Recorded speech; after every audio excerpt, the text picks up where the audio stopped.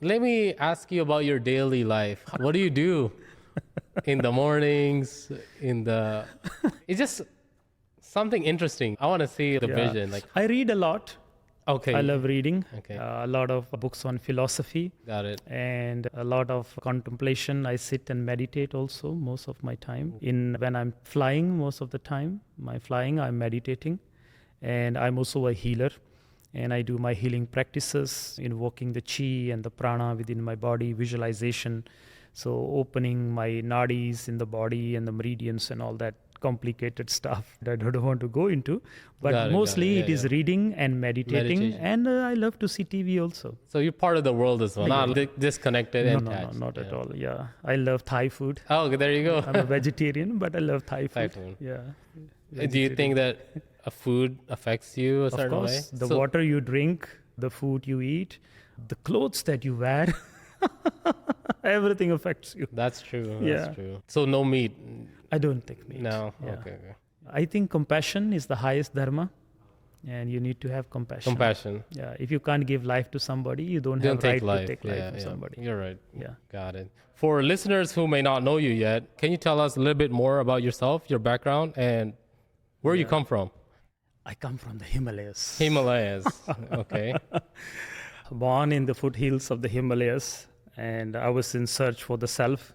In the search of the self, I had the opportunity to sit with many great sages of this ancient wisdom tradition, the Indic civilization or the Himalayan yogic civilization, known as the Solar dynasty, the yogis who belong to the Solar dynasty. Solar dynasty? What does that mean? Can you tell us a little bit more about the yogic experience? So in the yogic lineage, we have two main dynasties. One is the moon, the wisdom that flowed through the moon.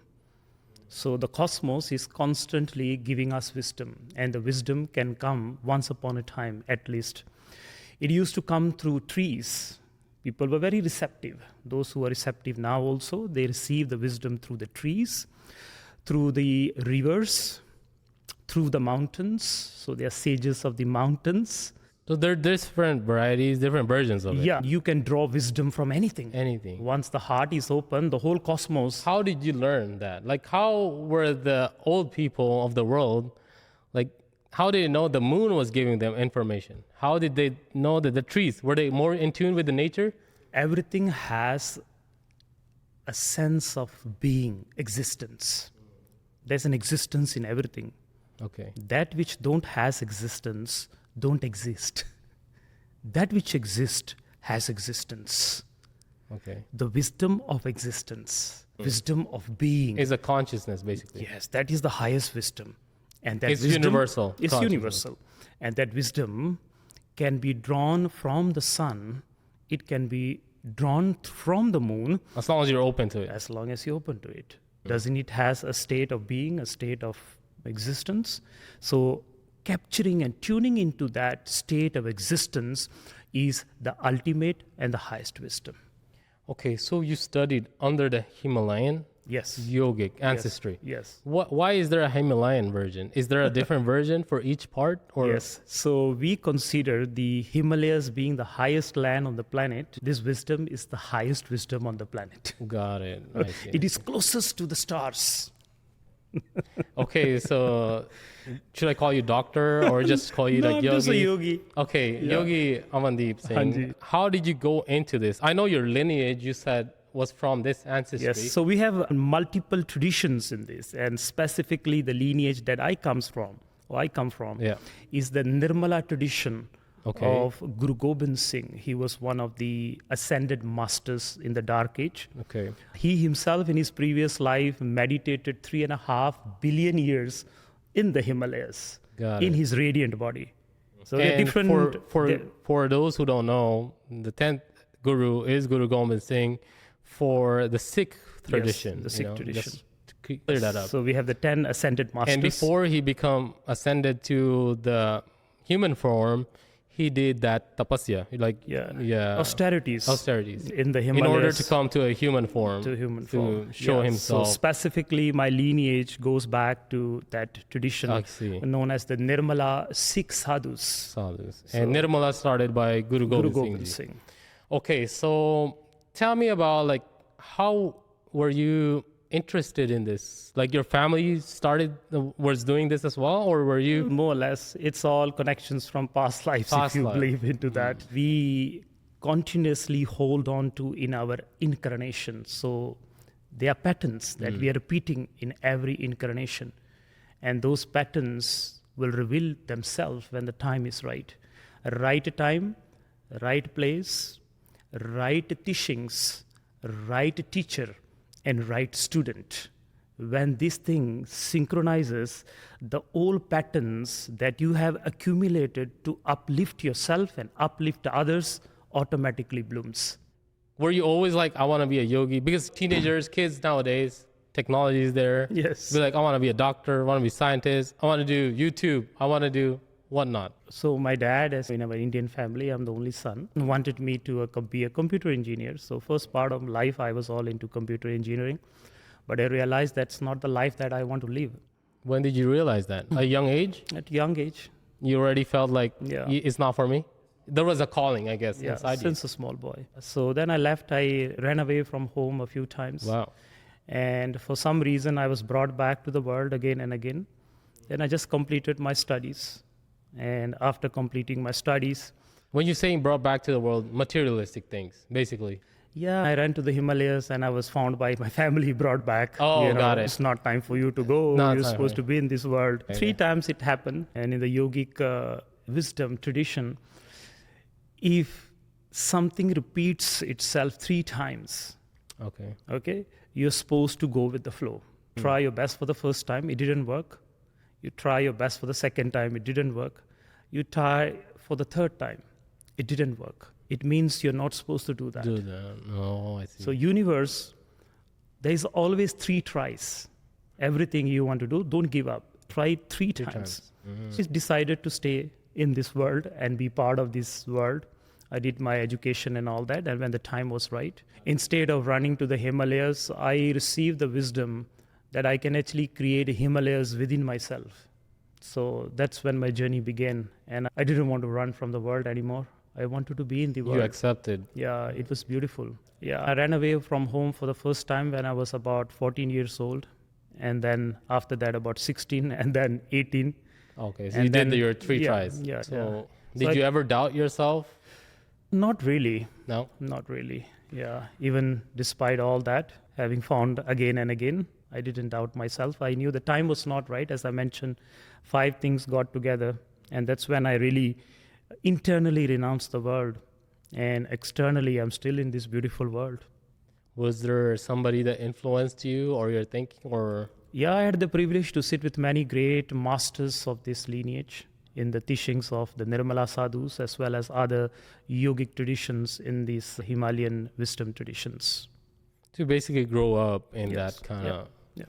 Which part of India did you grow up? And I was raised in Amritsar and until my family migrated to Singapore. So I also had, my childhood was also spent in Singapore, and because of that I was influenced by many beautiful multiracial societies which really gave me a better understanding of reality. So how do you know that the path that you chose, because you have to choose it, that is the right path? Like some things you just know. Is it inner calling? Yeah, just you will know you are a man or you are a woman. So there's this inner understanding that is naturally embedded in you. So destiny is embedded in you. Yeah, and if you are doubting something, maybe that's not the destiny. So when you don't doubt anything, that is the destiny. I ask that because a lot of the people nowadays, they're confused. They don't know, especially in today's generation. There's a lot of, distraction, material, the media, the phone, lust, whatever you want to call this. And how you escape from all of that and became a yogi?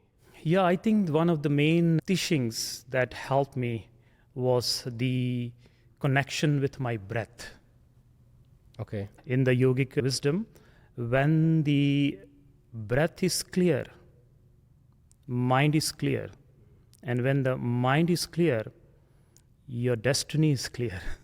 From the yogic understanding, all that which is being experienced here, the source of that is the rate and the length of the breath. If you can change the rate and the length of your breath, You can change your emotions, you can change your story, you can change your world. With the breath? With the breath. The breath has that much power? Breath and mind are connected from the yogic understanding. So when you say that, what do you have to do? What kind of steps? How do you do that? That's You're breathing normally every day, but yes, it's probably something... Thank you for that question. I think that is what is needed.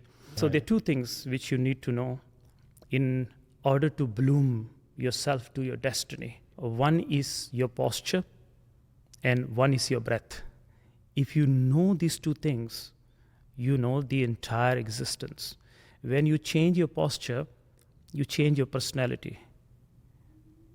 And when you change your breath, you can change your life. Can you give us an example? Yes. For example, whenever we are feeling down here, you're feeling depressed very down, depressed. Yeah.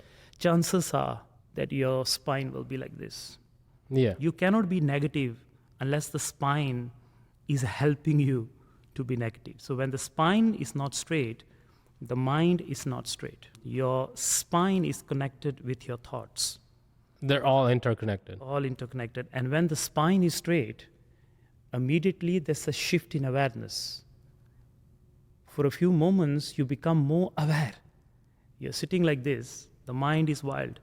And the moment you are attentive of anything which interests you, the first thing that happens, spine goes straight. So the moment the spine becomes straight, mind becomes straight, and thoughts become straight, clarity comes into your life. So if you want clarity in your life, instead of looking it outside, start sitting with spine straight. That is the first wisdom. When you change your posture, you change your personality. The second one is breath. When you change your breath, you change your life. Ordinarily, our breath is shallow. When the breath is shallow, life is shallow. And when the breath is deep, life is deep. Start inhaling and exhaling deeply. And the moment the breath touches your navel, the navel is where your journey began in the mother's womb. Yeah, this is where the journey started. Yep. So if you can again bring the breath to the navel, your journey will begin again. Can you show us an example? For example, when you inhale, your stomach expands. Yeah. And when you exhale, your stomach contracts. So this is deep breathing.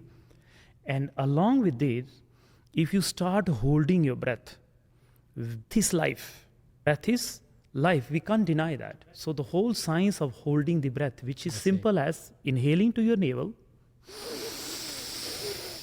and holding your breath. When you hold your breath, negativity is reduced. You cannot go into extreme negativity when the breath is held. So holding the breath immediately shifts you. How long do you have to hold it? As long as you can do it comfortably. Okay. So these are two things, very simple and very ignored part of the human psyche, which we have forgotten in the modern days. Just shift your posture. Make your spine straight at least for 2 weeks. Put in your head, 2 weeks, constantly, as much as I can. I'm driving, I'm sitting. Keep your spine straight. You'll be amazed how this keeping of the spine straight will change your personality. And start deep breathing. And along with deep breathing, start holding your breath. I repeat, when you hold your breath, you hold life. And when you hold life, you become alive. And aliveness, awareness, clarity comes into your being. Actually, life is not complicated. We have made it very complicated. Just learn these two things. One is called asana, which is your posture, which we just talked about. And the other one is pranayama, which is the art and the science of navigating your breath. I actually agree with most of the points that you did, because I family business in LA, but I noticed that when we get crazy people, I'm always stressed like this. But then I catch myself, why am I that? I need to calm down. Then I straighten myself, and you are correct, 100%. Yes. Based on my experience. But without you mentioning that to me, I noticed that. This is the inbuilt wisdom. There's a sutra in Guru Nanak's teachings which says, Nanak likhya naal. The real wisdom is embedded in you. Wisdom is embedded in us. It is not to be found. It's already in there. It is embedded in you. You just need to become aware and clear about it. And that clarity comes.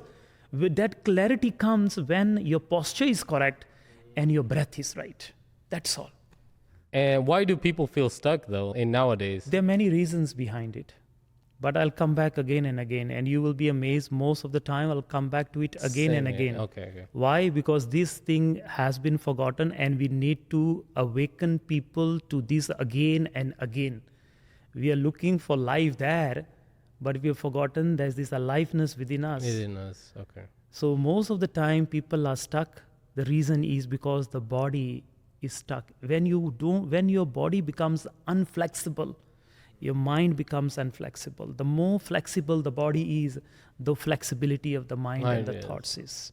You are constantly tying yourself in emotional knots in the body. And that can be released just with posture straight. So would the person doing this kind of exercise, would they notice? Of course, immediately there will be notice. Okay. If you hold your breath, they will notice. You hold your breath and you try to think negative. Negativity reduces immediately just with once holding the breath. That mind which was 100% negative, almost 50 to 60% of negativity is released and forgotten when the breath is held.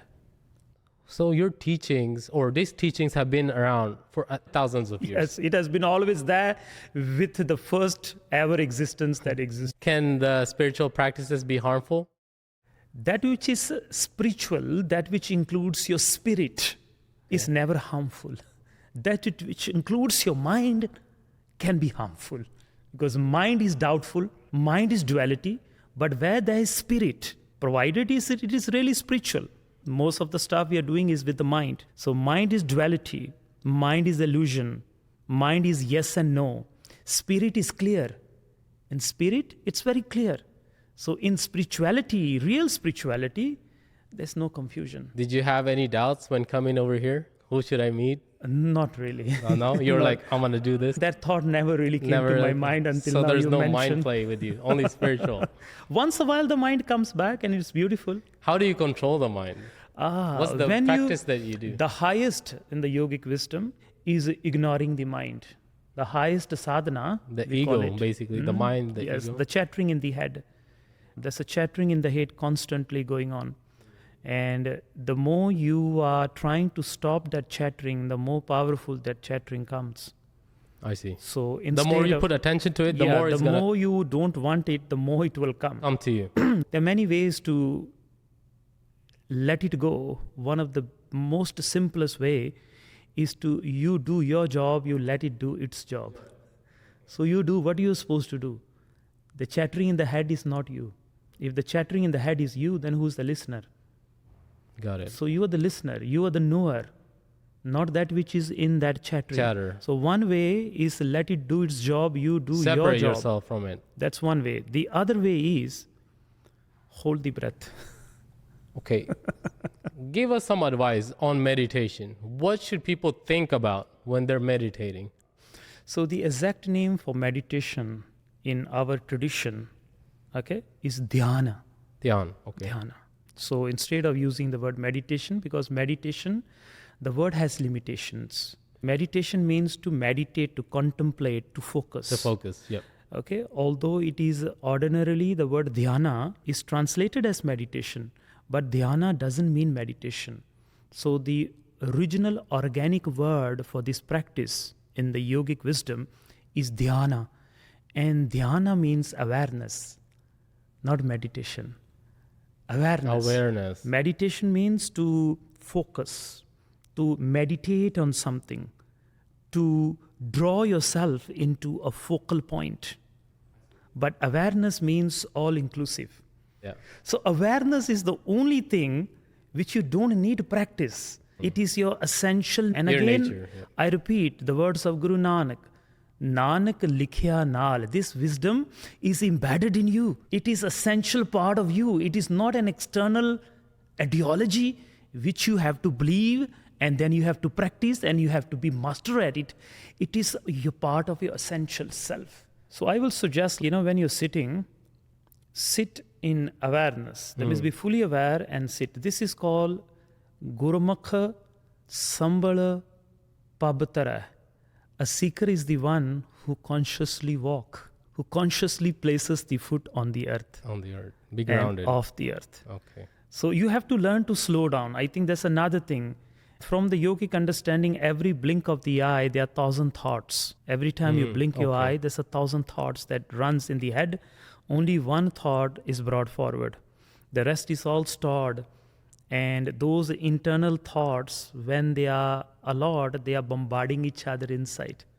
So if you can slow down your thoughts, you can slow down your movement, you can slow down your breath, all these thoughts begin to reduce.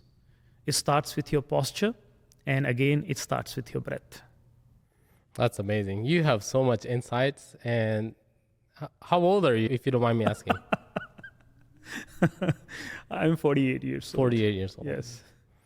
Can you tell us a little bit of history behind the yoga, the yogi? Yeah. How did it come out? I will give you specifically the lineage that I am. Your side of the story. Yeah.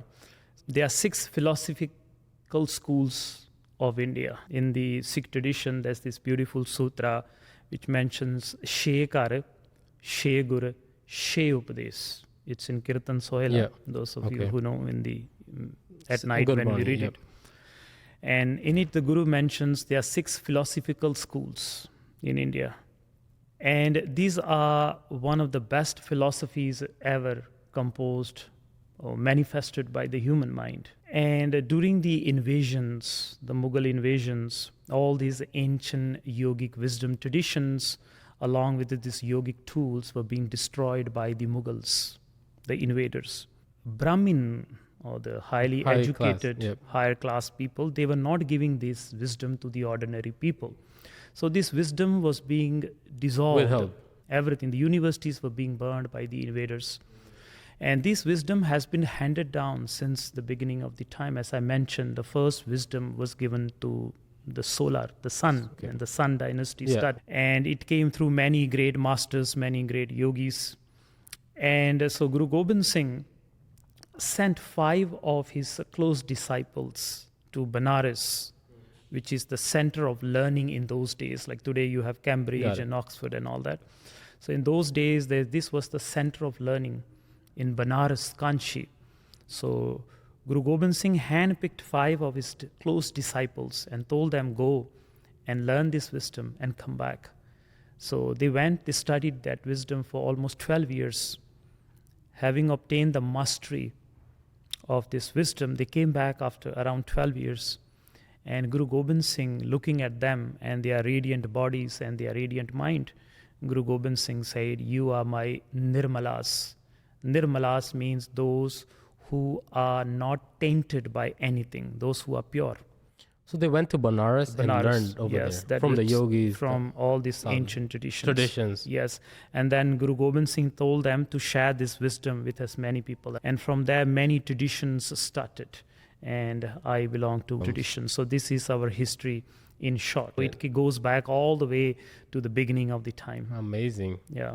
That's good, because not a lot of people know about it. I'm happy I found you. Yeah, most of the people or the Indians outside of India may not even be aware of tradition.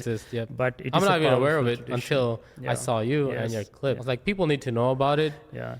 Need to be educated about it and how beautiful our history is. Beautiful. Yeah. So you've taught all over the world. Yeah. The struggles and what the human experience basically is. What struggle do most people tell you that they're suffering with? This one. Just the mind? Constantly too much reference here.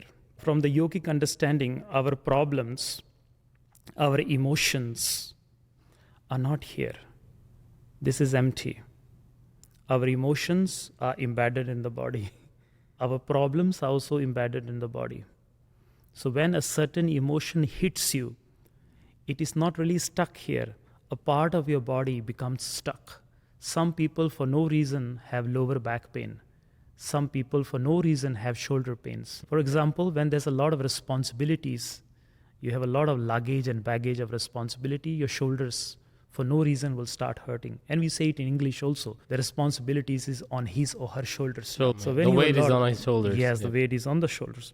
So now if you have a lot of weight, a lot of responsibilities, chances are your emotions are being gathered in the shoulders.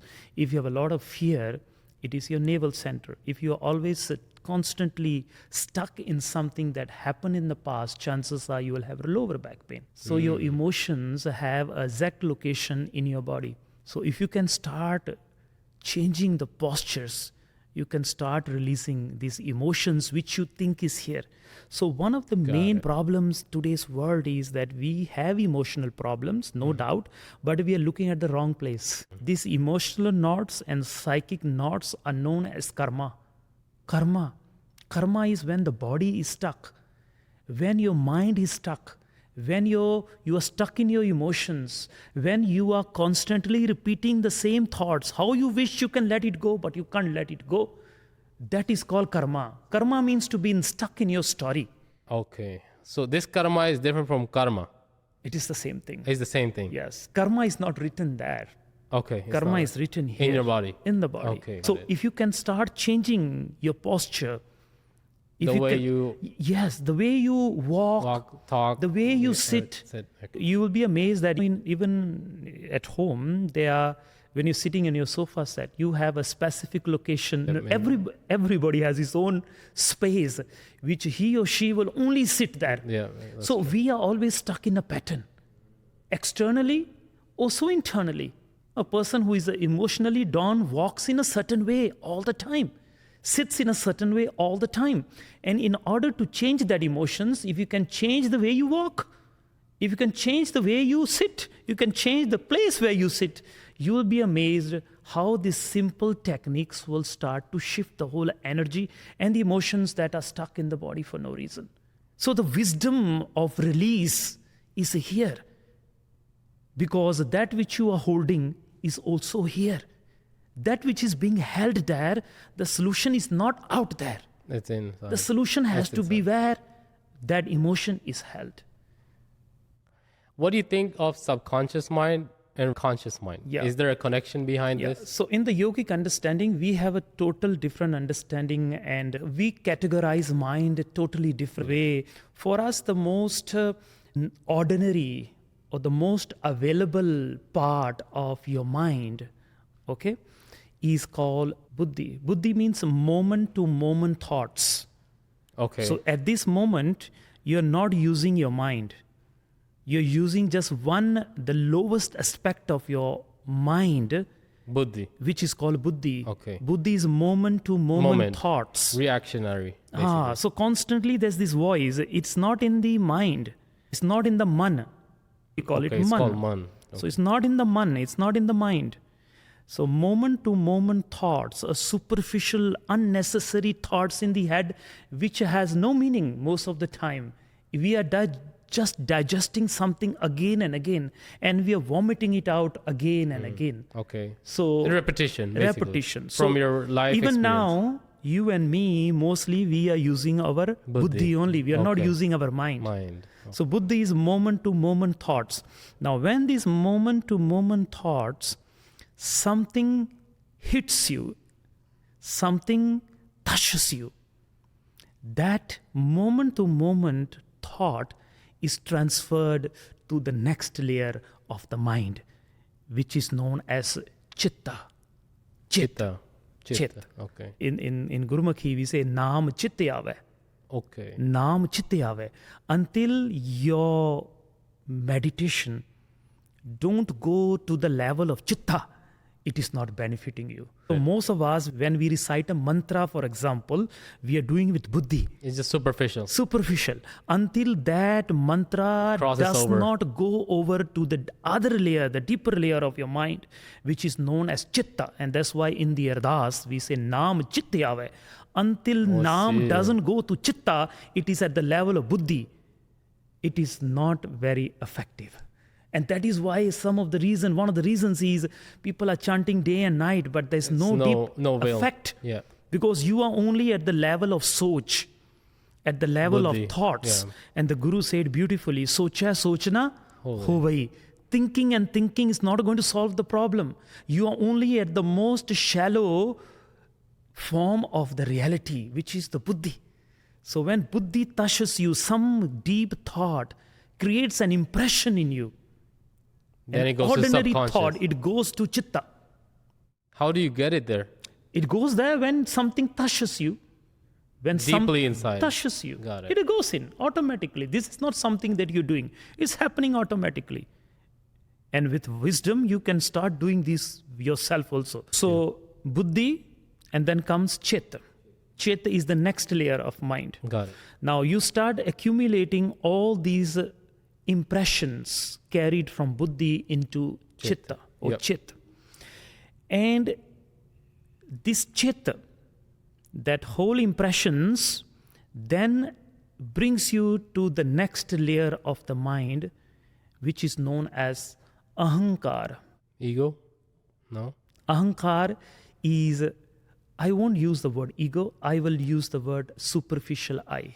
So based on your moment-to-moment thoughts, okay, let's go slowly. Okay. Moment-to-moment thoughts, something touches you, it now enters the next layer of your mind we call the Chitta.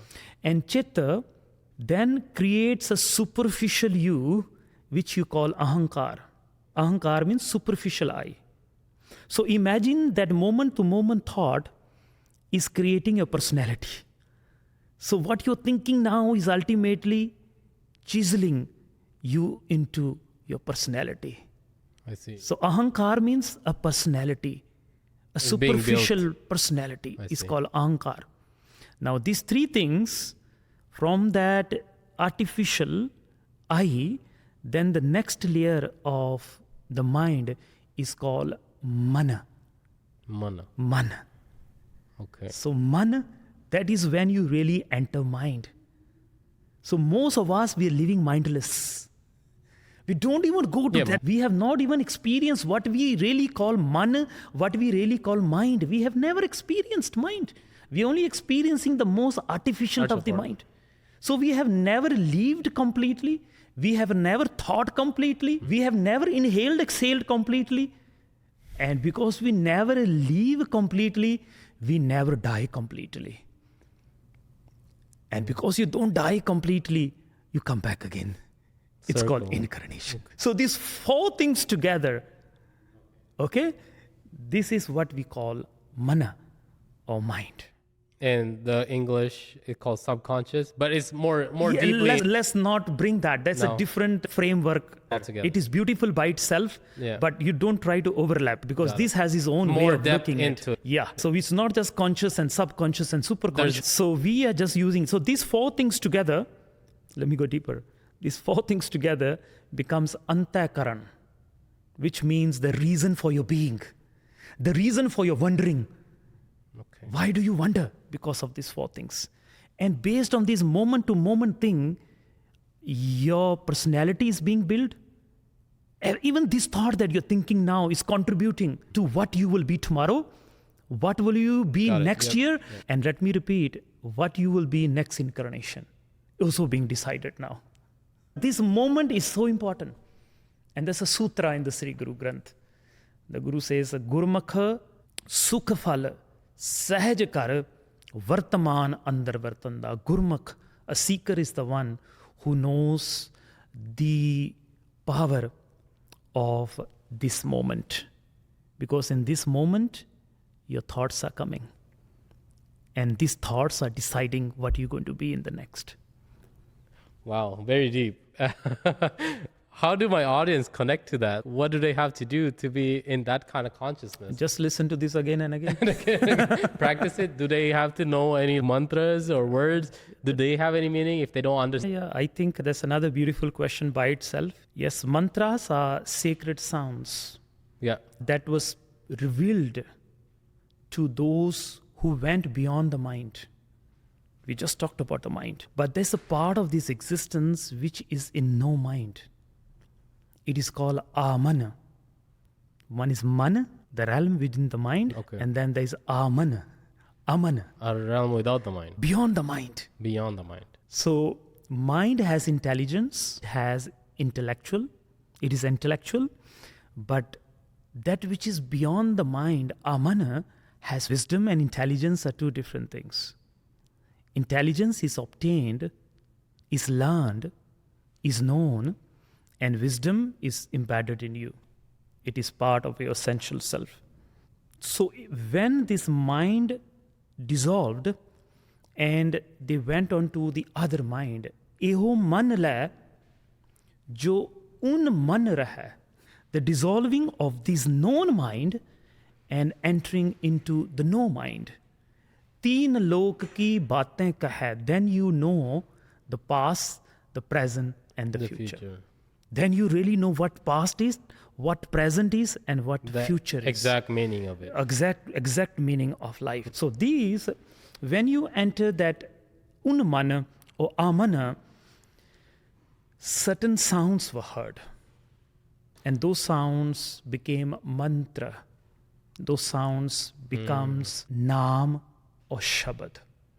I'm going to go slowly because this is another very powerful wisdom. This is the wisdom. Previously, we talked about the wisdom of the breath, which is known as Pavan Guru. Pavan Guru, your breath as your guide.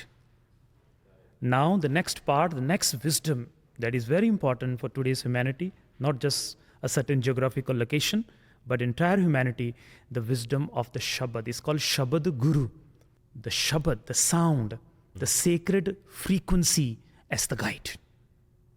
First, your breath as your guide, then the sacred frequency as the guide is called the Shabad Guru. So when these sages, when the gurus, they went into no mind, they downloaded certain frequencies that were found when they had no mind, into no mind. Shunya it is called. That is called a mantra. And a mantra has a bantra. Bantra means structure. So there's a way of reciting. If you don't recite it correctly, one side is understanding it. It's beautiful. But who understands? Mind. And mind has a beginning, mind has an end. But then there is the whole structure, which is a realization. So instead of saying, understanding, Waheguru, you recite it in its perfect sound current that you feel Waheguru. So mantra is not necessarily to be understood through the head. It is to be experienced in the body. In the body. For example, it should resonate. Yes. For example, there's a very powerful sacred sound for the entire humanity, and that sound is Waheguru. Va is the sound of the water element. A bottle, tight neck, and a big bag, you pour it out. And as the water pours out, it recites the sound of Va. Va is the sound of the water element. He,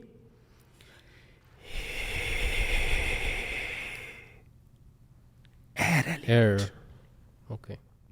Gu, sit in a cave. Sit in a deep basement. Listen.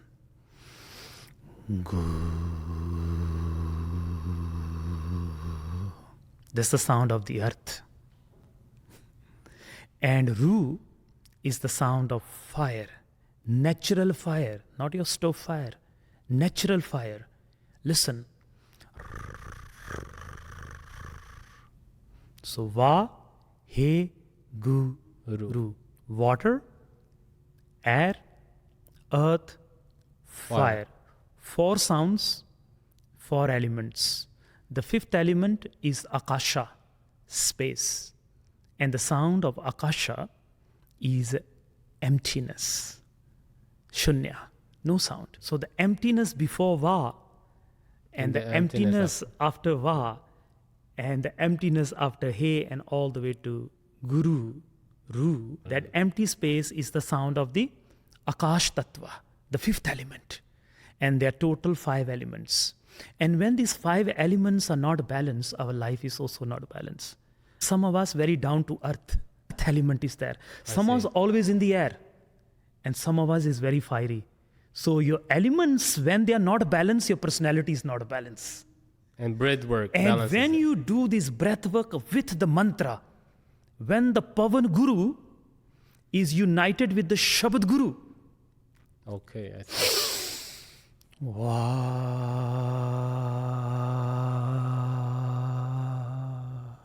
You put together Pavan Guru and Shabad Guru. When these two wisdom unites, there's a release, there's an explosion, There's a sense of sitting and you say, wow, hey Guru. Va means wow, hey means now, and Guru means wisdom. And Waheguru means the wisdom of wow in the now. So these are the three wisdom brought down by Guru Nanak for humanity. One is Pavan Guru, the wisdom of your breath. Shabad Guru, the guidance of your own sound. The way you recite, the correct structure of the mantra. And then ultimately, Waheguru, the science of becoming ecstasy in the now. So these are the three wisdom which the entire humanity needs in this moment. So I was repeating, mantra has a bantra structure. And when the structure is right, tantra means your body. The patterns in the body starts to change. So mantra, when given the right bantra, tantra, tan means body. Tra means waves. Tantra means the waves in the body. It changes. It changes. You recite the mantra correctly, the whole vibration in the body changes. So your tantra, your emotions held in the body, the waves in the body, tan, trang, the waves of the body changes when the mantra is given. The bantra becomes a tantra, and the next sutra is yantra. Yantra means remote control. Machine. You become a machine. You get remote control. You control your own life just with the wisdom of your breath and the correct structure of the sound. Deactivate. That's it. And then finally, Sutantra. Sutantra means freedom. So mantra, bantra, tantra, yantra, and Sutantra. Sutantra means freedom.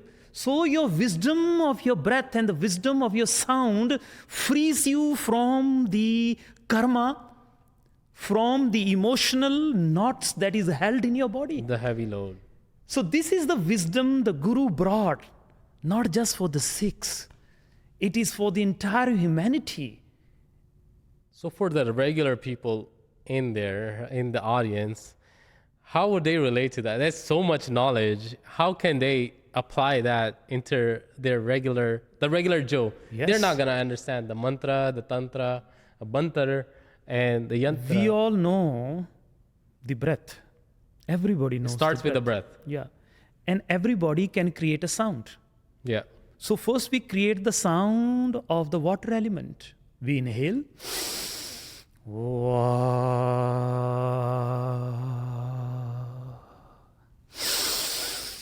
Okay, so each inhale, exhale.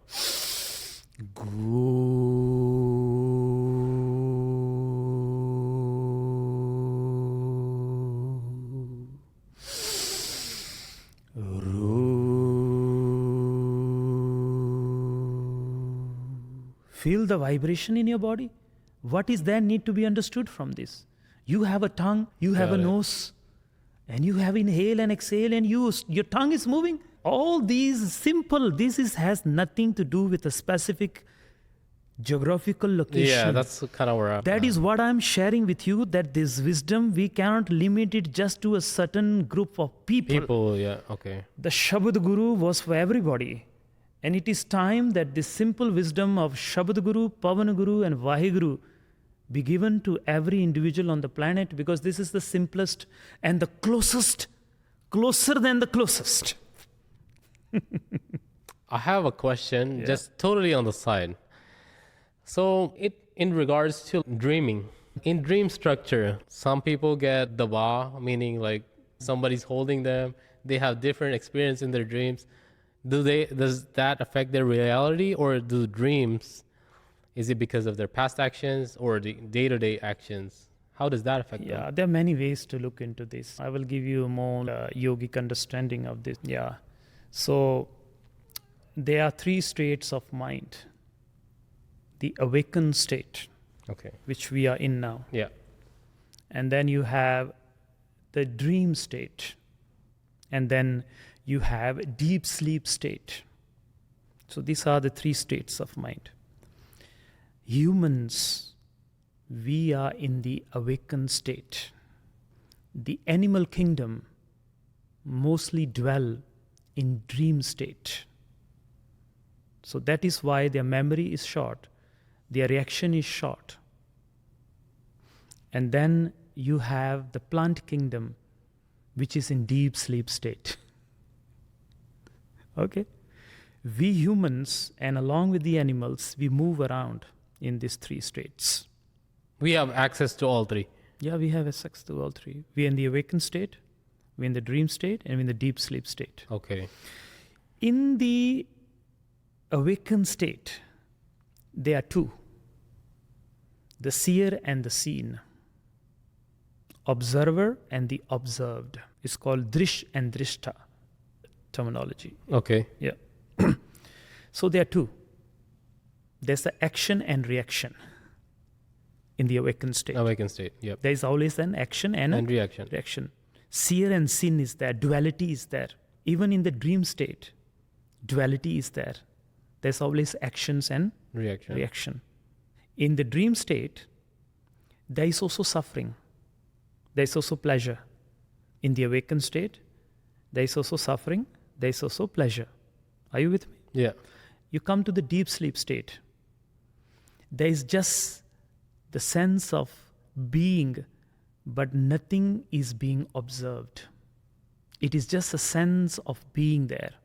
And when you wake up in the morning, you say, I had a very deep sleep. But what happened in the deep sleep, you don't know. You don't remember. But you know that something was really sitting and settling and anchoring. The sense of being was still there. In the awakened state, there's being and knowing.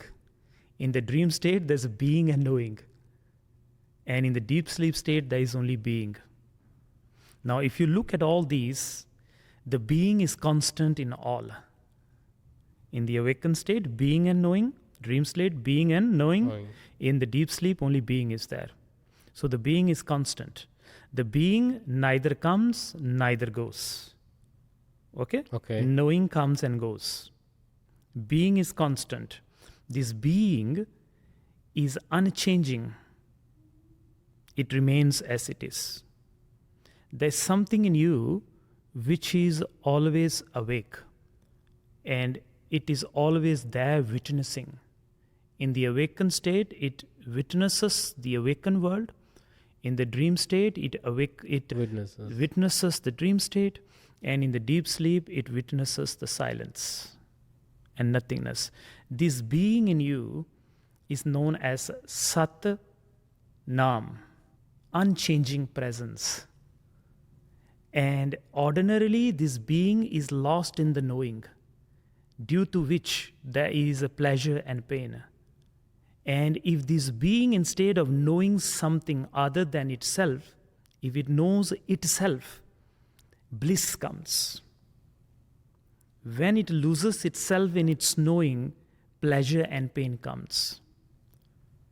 So when this being knows itself, instead of knowing anything else than itself, it returns back home. And that is self-realization.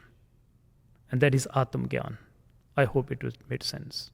Yeah, but I wanted to be a little bit for the audience that want to know about their dreams, if they have meaning or not. I just want to keep it simple, not too deep behind it. But do they affect it? Is there a reason behind their dream, why they get it? Or is it because of their actions, past actions? It's maybe like a small 1 minute remark.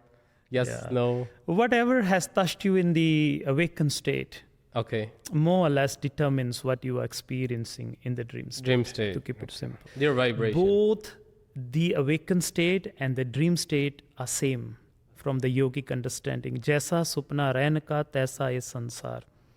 As much as the dream is false, that much this world is false. But the witness to both is the truth. Yeah. Understood. Hope you guys understand that too. If somebody only has 10 minutes in their day, where should they put their attention? Inhale and hold your breath as long as you can. How do they know if it's actually working? You will know. It's so simple. You can hold your breath and you will know you can hold your breath. If you don't know that you're holding your breath, then something is seriously wrong. Can you give us wrong. another example?